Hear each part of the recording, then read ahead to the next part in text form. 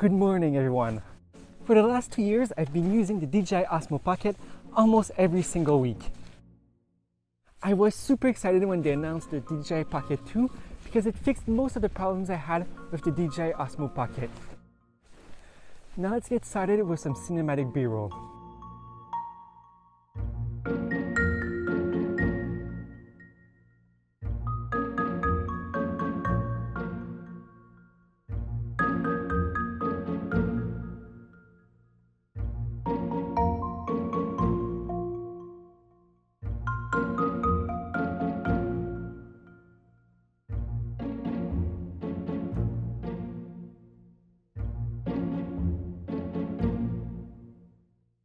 For those of you who are new to this channel, I'm Bellemare-Alford, a young photographer and filmmaker on the journey to become better at this art.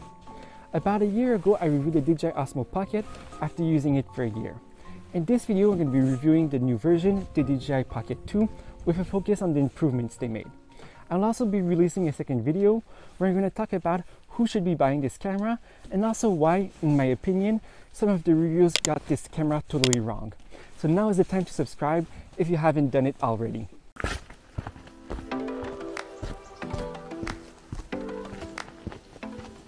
The biggest complaint of the DJI Osmo Pocket was that the onboard audio just wasn't good. Let's switch cameras to talk about it. You're now hearing the sound from the original DJI Osmo Pocket. In my review of that camera, I talked about a workaround where I would plug in my lavalier microphone inside of a phone to record better audio. The problem with that solution was that it was a pain to sync inside of post-processing afterwards.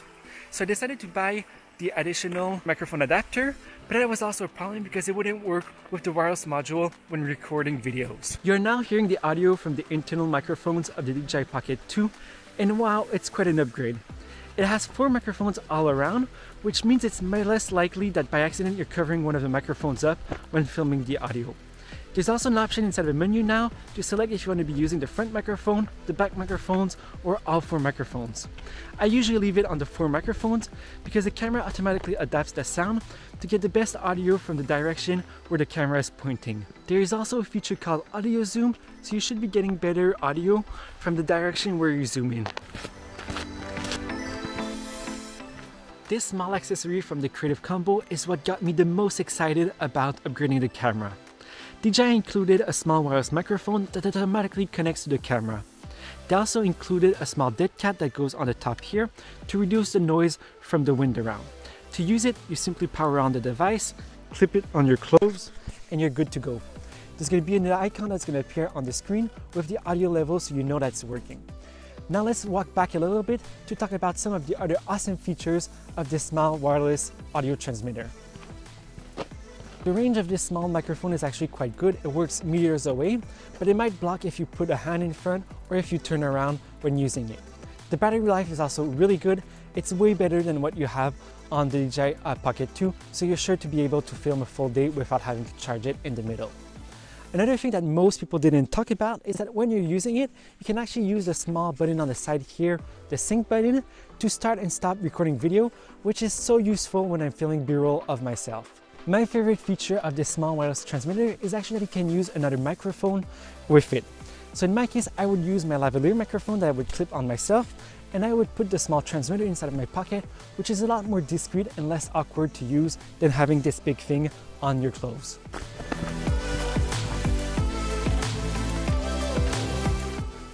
My second favorite accessory from the Creative Combo is this do-it-all handle. It actually does it all, at least it fixes most of the problems I had with the original DJI Osmo Pocket. So first of all, there's Bluetooth, Wi-Fi, and also the wireless connection for the wireless microphone all baked in of here. There's also this port for either a microphone or for headphones to monitor the audio, which is super useful. Then there's a 1/4 inch screw on the bottom here to attach it to a tripod, which is a much needed feature. And also there's a small microphone in the front so you can listen to the audio of the Osmo Pocket, which you couldn't do on the original version, which is super useful when you need to play back some of the footage to make sure it's okay. It then clips in on the bottom here, and there's a lock on the front here, so once it's attached, it's really sturdy, and if you put it on a tripod, you can be sure that's going to be okay. It does make the DJI Pocket 2 a lot bigger, but I don't really mind it because it still fits inside of the pockets of my coat or the pockets of my sweatpants, and having access to the wireless functions, the microphone port, and all of these features all the time is much more useful than having to put or remove accessories each time you want to use a different function of the camera.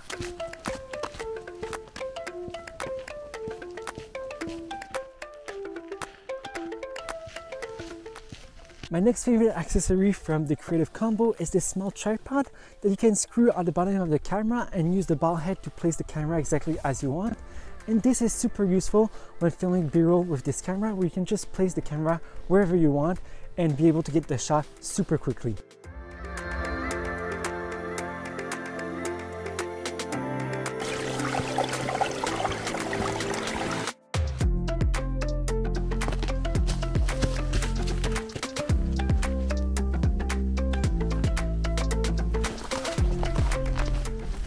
Another welcome upgrade is the new sensor, which is now 1/1.7 inches instead of being 1/2.23 inches, which isn't a big difference because it's only 1 millimeter higher and 1 millimeter wider. The difference is that it should have a little bit more bokeh in the background here, which is great when vlogging and you want blurry backgrounds. And it should allow a little bit more light to come inside of a sensor, which is really good with these tiny sensors. If you're not sure to understand how blurry backgrounds are created in these tiny cameras, I suggest you go watch my video on the comparison of my Pixel 4a and my Canon 6D Mark II, where I have a good explanation with an animation on how the blurry backgrounds are created inside of these tiny cameras.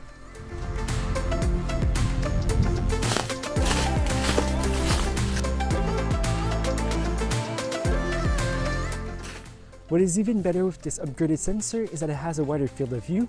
So the old version of the DJI Osmo Pocket had an 80-degree field of view, which is about a 26mm equivalent. And now it has a 93 degrees field of view, which is a 20mm field of view. This means you get more of my body, so you get more of my shoulders here if I just pull it a little bit away, and my head instead of only having my head inside of the shots. If a 20mm is not enough for you, they include a wide-angle lens inside of the Creator Combo Kit, and if you put it on, we now have 110 degrees field of view or a 15mm equivalent, which is what most YouTubers use when doing a vlog. It's also really good quality wide-angle lens, so there's no distortions in the corners here, and it's mostly sharp. So if you pixel peep, you're actually able to see a difference between the normal image and with the lens, but it's not a big enough difference to be a huge problem. If this wasn't enough to convince you that this new lens is great, there's actually another big advantage, and it's that when you walk around with the camera, you don't get as much of these up and down motions because the field of view is wider, so you get a better and smoother shot in the end.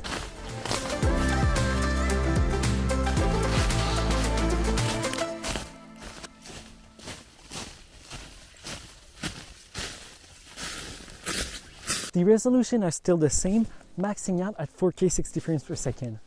One weird thing is that the do-it-all handle doesn't work when you're filming at 4K 60 frames per second. For me, it's not a big problem because I usually film at 4K 24 frames per second like I'm doing right now. The camera also supports Pro Mode, which allows you to get more advanced settings like the descent-like picture profile, which is great to color grade the footage afterwards. The camera also supports two different video quality modes. There's the battery saver mode that I'm using right now, and there's the high quality mode that can film up to 100 megabytes per second. I didn't see a huge difference between the two, so I just use a battery saver to get more battery out of the camera. One feature I'm really excited to get is the high dynamic range mode inside of the camera that's going to be coming with the next firmware update.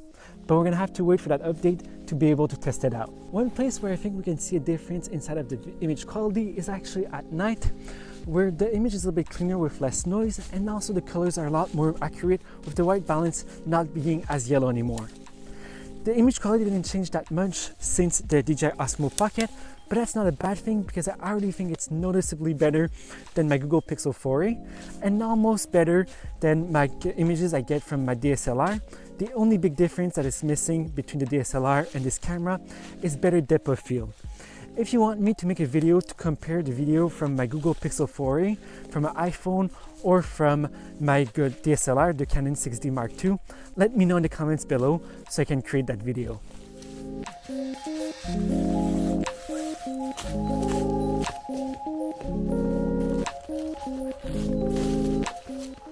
The DJI Pocket 2 also got some nice updates in the photo department, allowing us to take pictures up to 64 megapixels.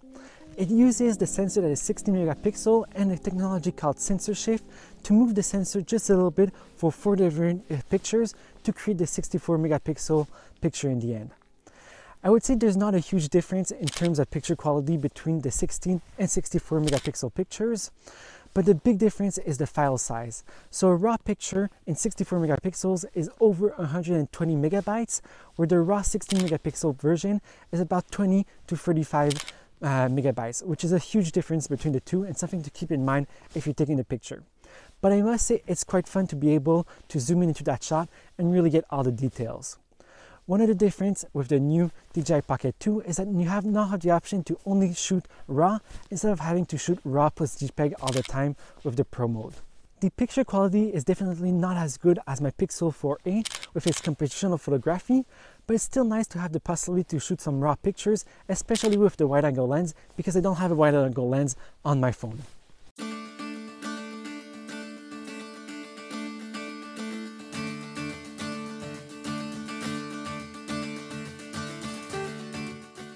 All the shooting modes got an update.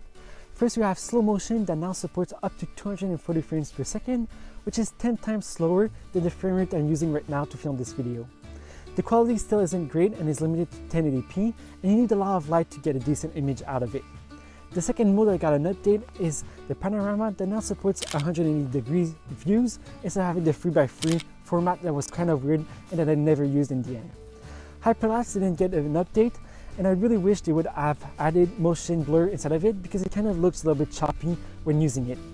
Time lapses and motion lapses also got a pretty big update, allowing you to shoot with an interval as small as 0.5 seconds instead of the 3 seconds that we had before, which means you can get a time lapse a lot quicker that is a lot longer for the output file. A second thing that's great with this update is that now you have the option to select to get just a video, which is 1080p, which isn't the greatest quality, but now you can also get some JPEG pictures like before, but you can also get some RAW pictures that are in 4K. So if you want to get the best picture quality, you can get all the pictures in RAW, process them, and get a really good high quality time lapse out of this camera.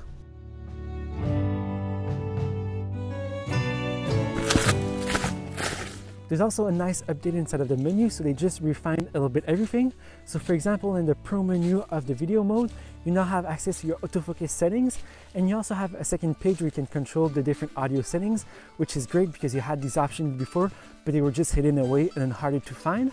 And you also have more options inside of photo modes and time-lapse modes and different modes like that. But my favorite update to the menu is actually that you now have an option to set auto max ISO setting. So you can select 200, 400, 800, and it's going to select the best ISO for when you're filming, but it's not going to go over that ISO. So this is great because the camera doesn't really perform well over ISO 800, so I can set it to 400 and be sure it's always the good exposure of the picture, but it never goes over that setting. The last nice little update is that you have now a physical power button, and this is great because you cannot by accident close the camera when touching the buttons on the front of the camera.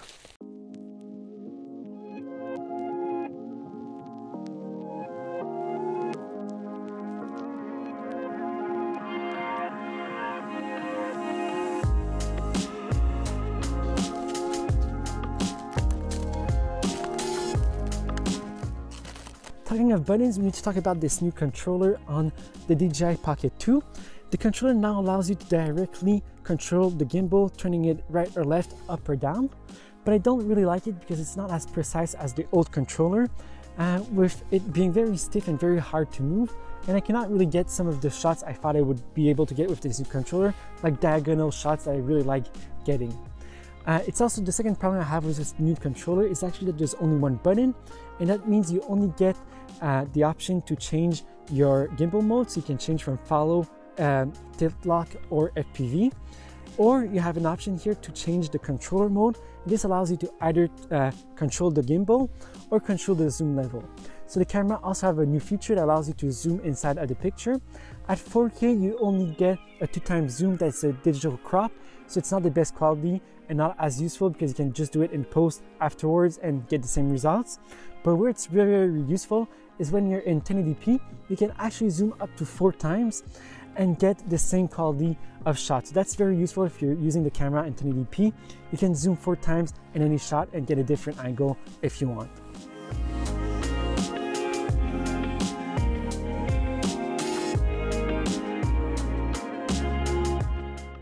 We cannot talk about the DJI Pocket 2 without talking about its new case because it's really awesome.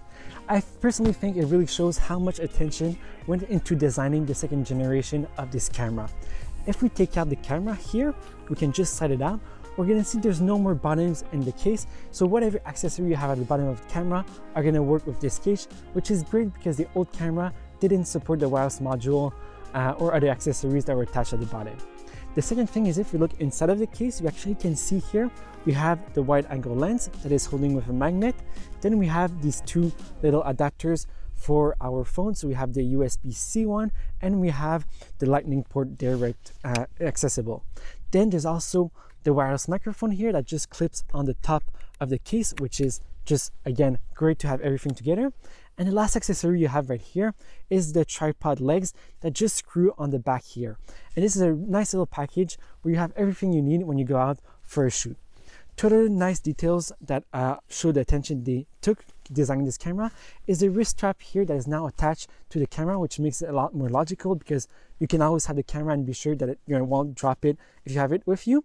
And the other one is if you have your camera open and you close it, you're going to see the lens actually goes inside, and this is a new feature that makes sure that your lens doesn't get scratched, which was one of the big problems with the old version where I got the lens completely scratched when putting it inside of my pocket. I must warn you of one thing, and it's that the magnet that's holding the wide angle lens is actually pretty good, but if you don't get the wide angle lens perfectly aligned inside of the case, it actually might fall down. And actually 2 weeks ago, when I went out to take pictures at night, I got the pictures and at the end I placed the lens inside of the case, but when taking out a little bit later my camera, the lens fell down and I had to pass a full hour the next day trying to find the tiny lens inside of the grass. I did find it, but it was a pretty bad experience, so be sure that when you put it in to align it perfectly inside of the magnets.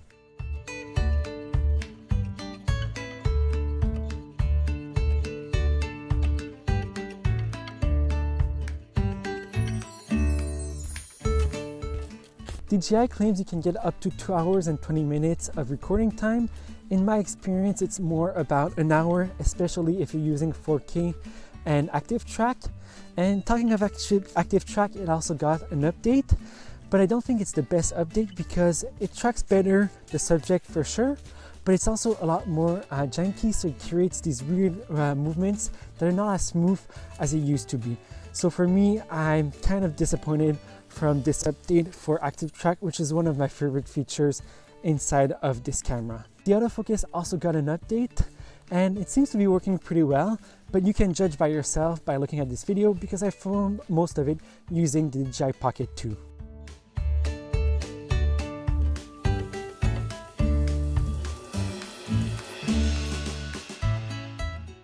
Now let's answer the question of should you upgrade to this new DJI Pocket 2.